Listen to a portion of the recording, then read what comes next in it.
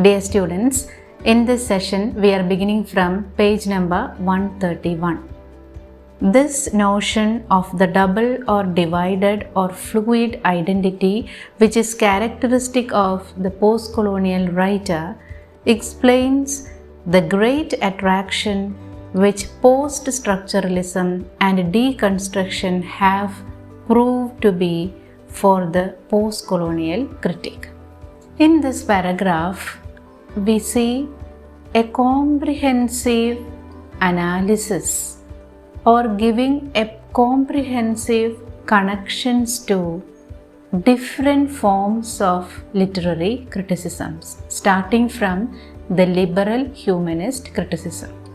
In the beginning of this text, we have seen liberal humanist criticism. The postcolonial criticism is connected with different other kinds of criticisms like liberal humanist criticism, post-structuralist criticism, deconstruction, feminist criticism, etc. And here an attempt is made to give us an idea about these connections among all these different kinds of criticisms. Let us see. This notion of the double or divided or fluid identity, which is characteristic of the postcolonial writer, explains the great attraction which post-structuralism and deconstruction have proved to be for the postcolonial critic. So, in the previous paragraphs, we have discussed about the doubleness or the unstable or hybrid quality of the writings of the postcolonial literatures. So, this quality makes such literatures get connected with post-structuralism and deconstruction, because post-structuralism and deconstruction, they have also the same similar qualities to their literatures and also their critical approaches. Post-structuralism is centrally concerned to show the fluid and unstable nature of personal and gender identity, the shifting, polyvalent, contradictory currents of signification within texts, and the way literature itself is a site on which ideological struggles are acted out. So, what is the meaning of polyvalent? It is there in your text, page number 135. Polyvalent means having a number of different forms, purposes, meanings, or aspects. Having a number of different meanings. That is the meaning of polyvalent. The basic characteristic feature of post-structuralism is the polyvalency of meanings, the fluidity of meanings, and the different constant shifts that it makes in its understandings. And this nature connects it with the post-colonial literatures or with the post-colonialist literary approach.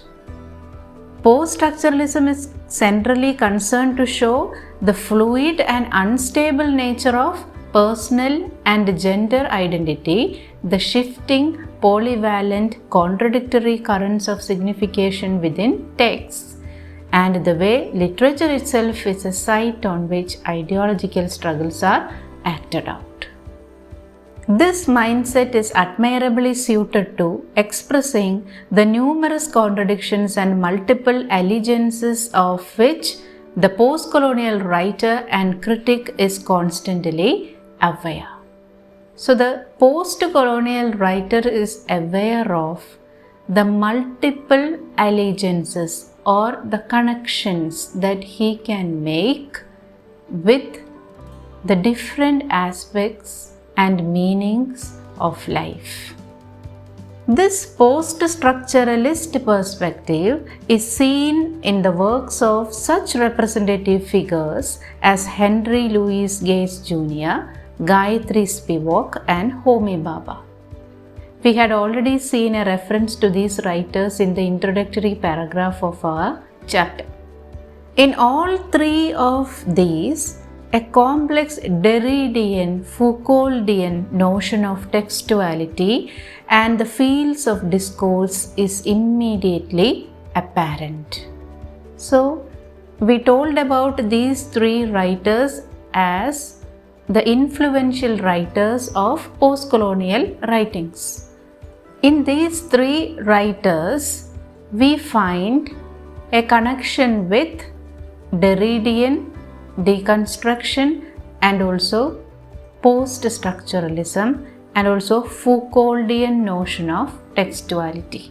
All these are the postmodern ways of literary criticisms. So postcolonialism has a connection with the postmodern, the post-structuralist or the deconstructive approach of literary criticisms.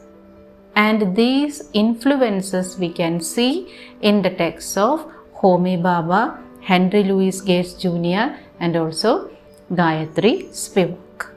Similarly, in all three, the surface of the writing is difficult and the route through to any consequent political action or stance even is necessarily indirect.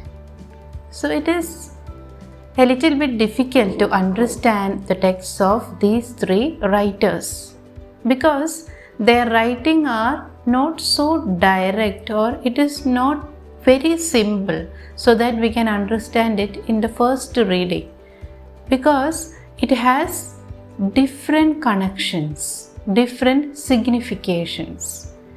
And this different significations occurs because of its unstable, hybrid, divided, fluid connections with the different aspects of life. So these writers and their texts, they seem to be necessarily indirect. This kind of postcolonial criticism roughly corresponds then to the theoretized French feminist criticism associated with figures like Julia Kristeva or Helen Sixou. So here there is a reference to these two writers, these two writers of feminist criticism. Julia Kristeva, Bulgarian French feminist philosopher, psychoanalyst and literary critic.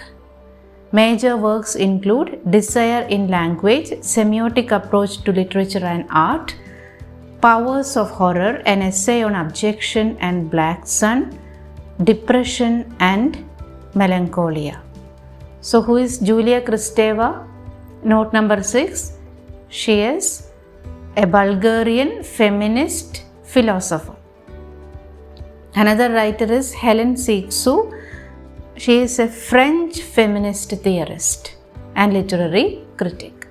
Major works include The Laugh of Medusa, Portrait of Jacques Derrida as a Young Jewish Saint, and The Exile of James Joyce or The Art of Displacement. So these two are very famous feminist writers.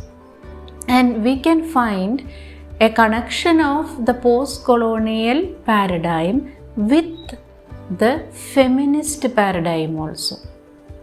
The example of post-colonial criticism offered later is from the work of Edward Said, who is less overtly theoretical, seems to accept some of the premises of liberal humanism and has a more upfront political affiliation, his identification with the Palestinian Arab cause.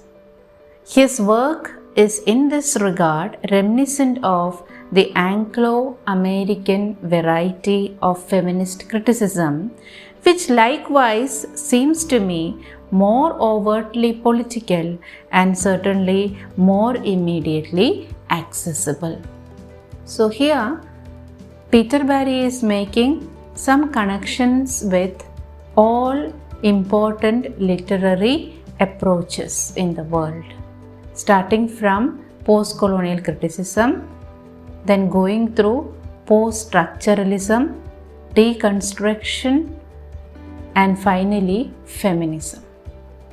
So these all approaches are interconnected because we can find different kinds of interactions between all these literary approaches. With this, I wind up this session. We will continue the chapter in the next session. Thank you.